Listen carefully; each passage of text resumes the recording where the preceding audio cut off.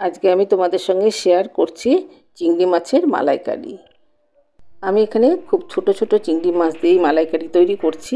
মাথা সুটগুলোকে বাদ দিয়ে দিয়েছি, কারণ এভাবে পরিষ্কার না করলে অনেক নোংরা থেকে যায় চিংড়ি মাছের মাথাতে। সেই জন্য আমি সবসময় মাথার লেজ বাদ দিয়েই এই চিংড়ি মাছের মালাইকারি বানিয়ে থাকি। এখানে সামান্য একটু নুন আর হলুদ দিয়ে মাছটাকে প্রথমে মেখে নেব। মেখে আমি এটাকে 10 মিনিটের জন্য রেখে দিচ্ছি। ভালো করে মেখে 10 মিনিটের জন্য রেখে দিয়েছিলাম। এবার একটা পেস্ট তৈরি করে নিচ্ছি মশলার। মিক্সিং জারের মধ্যে দিয়ে দিলাম একটা মিডিয়াম সাইজের পেঁয়াজ, 1 ইঞ্চি আদাকে টুকরো করে কেটে দিয়েছি। 2-3টে কাঁচা পাকা লঙ্কা, যেগুলো কাঁচা লঙ্কার মধ্যে পাকা থাকে সেগুলোই আমি দিয়েছি। 1 ইঞ্চি রসুনের পেস্ট দিয়ে দিলাম। এখানে তোমরা রসুন গোটাও দিতে পারো, রসুনের কোয়া 10-12টা দিয়ে দেবে। আমার কাছে বাটা ছিল, সেই জন্যই আমি বাটাটাই দিয়েছি। এবার চিংড়ি মাছগুলোকে সামান্য তেলে ভেজে নিচ্ছি। চিংড়ি মাছ খুব বেশি ভাজার দরকার নেই, তাহলে শক্ত হয়ে যাবে। এপিট ওপিট একটু নাড়াচাড়া করেই চিংড়ি মাছটাকে আমি নামিয়ে রেখে দেবো। মশলার পেস্টটাও তৈরি করে নিয়েছি। চিংড়ি মাছটাও ভাজা হয়ে গেছে। চিংড়ি মাছটাকে তুলে নিচ্ছি।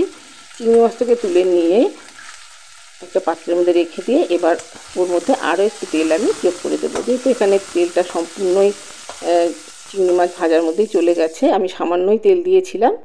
আবারও দিয়ে দিলাম 2 চামচ মতো সর্ষের তেল। এবার এতে ফোড়নে দিয়ে দিয়েছি তেজপাতা, এলাচ, দারচিনি। এলাচ দারচিনিটা একটু থেতো করে দিয়েছি, এতে গন্ধটা খুব ভালো হয়। তোমরা চেষ্টা করবে এলাচ দারচিনি যখন ফোড়নে দেবে একটু থেতো করে দিয়ে দিতে, তাহলে দেখবে গন্ধটা খুব ভালো আসে। এর মধ্যে দিয়ে দিচ্ছি 1/2 চামচ মতো গোটা জিরে। 2 সেকেন্ড সময় ধরে ফোড়নটাকে ভালো করে ভেজে নিয়ে পেঁয়াজ, কাঁচা লঙ্কা, রসুন, আদার যে পেস্টটা তৈরি করেছিলাম সেটা এর মধ্যে দিয়ে দিচ্ছি। তোমরা যারা রসুন খাও না তারা রসুনটাকে অ্যাভয়েড করতে পারো। এবার নারকেলের দুধটা বের করে নেওয়ার জন্য হাফ মালা নারকেলের মধ্যে 1 কাপ মতো গরম জল দিয়ে ভিজিয়ে রেখে দিলাম। কিছুক্ষণ ভিজিয়ে রাখার পর এখানে 1/2 ঘন্টা মতো ভিজিয়ে রেখেছি। এটাকে মিক্সিং জারের মধ্যে পেস্ট করে নেব। মশলাটা দেখতেই পাচ্ছ ভাজা হয়ে গেছে। এর মধ্যে দিয়ে দিলাম একটা মিডিয়াম সাইজের টমেটোর পেস্ট। এখানে আমি টমেটোর পেস্ট দিয়েছি, তোমরা টমেটো কুচিও দিতে পারো। অপরদিকে নারকেলটাকে আমি একটা ব্লেন্ডারের মধ্যে দিয়ে একটু ব্লেন্ড করে নিচ্ছি। ব্লেন্ড করে নেওয়ার পর সেটাকে আমি ছেঁকে নেব। মশলাটাও দেখতেই পাচ্ছ মিডিয়াম টু লো ফ্লেমে ভাজা করে নিচ্ছি। এরপর নারকেলের দুধটাকে ছেঁকে নিয়ে অর্ধেকটা আমি এর মধ্যে দিয়ে দেব আর অর্ধেকটা পরে দেব। নারকেলটাকে প্রথমে জলে ভিজিয়ে রেখেছিলাম এই উষ্ণ গরম জলে। এরপর মিক্সিং জারের মধ্যে 2বার ঘুরিয়ে ছাঁকনির সাহায্যে ছেঁকে নারকেলের দুধটা বের করে নিলাম।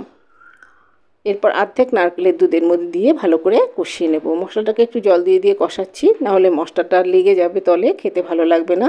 সামান্য একটু লবণ আর একটু হলুদের গুঁড়ো এর মধ্যে দিয়ে দিলাম। এরপর একে একে সব মশলাগুলো দিয়ে দেবো। জিরে গুঁড়ো, ধনে গুঁড়ো আর 1 চামচ কাশ্মীরি রেড চিলি পাউডার কালারের জন্য দিয়ে দিলাম। এবার ভালো করে মশলাটাকে খুব ভালো করে কষিয়ে নিতে হবে। মশলাটা যখন খুব ভালো করে কষানো হয়ে যাবে তখন এর মধ্যে দিয়ে দেব হাফ নারকেলের দুধ। হাফ নারকেলের দুধ দিয়ে মশলার সঙ্গে আবারও কিছুক্ষণ কষিয়ে নিচ্ছি। দেখতেই পাচ্ছ নারকেলের দুধটা দিয়ে আবারও কিছুক্ষণ কষিয়ে নিচ্ছি। মশলাটা কষানো প্রায় হয়ে এসেছে। এই পর্যায়ে দেখে নেবে নুন, চিনি এগুলো সব ঠিক আছে কি না। এবার বাকি নারকেলের দুধটাও আমি এর মধ্যে দিয়ে দিলাম। নারকেলের দুধটা দিয়ে এবার ভালো করে ফুটে উঠলে এর মধ্যে দিয়ে দেবো ভেজে রাখা চিংড়ি মাছ। চিংড়ি মাছগুলোকে দিয়ে আরও কিছুক্ষণ এটাকে ফুটতে দিতে হবে। মিডিয়াম টু লো ফ্লেমে আরও 5 মিনিট এটাকে ভালো করে ফুটিয়ে নিচ্ছি। এরপর তোমরা চাইলে শেষে একটু গরম মশলা দিতে পারো। আমি বাজারে কেনা গরম মশলা এর মধ্যে দিয়ে দিলাম। ভালো করে নেড়ে চেড়ে এবার এটাকে নামিয়ে নেব। এই শেষ পর্যায়ে তোমরা 1 চামচ ঘি এর মধ্যে যোগ করতে পারো। আমি এখানে ঘিয়ের ব্যবহার করিনি। ভিডিওটি কেমন লাগলো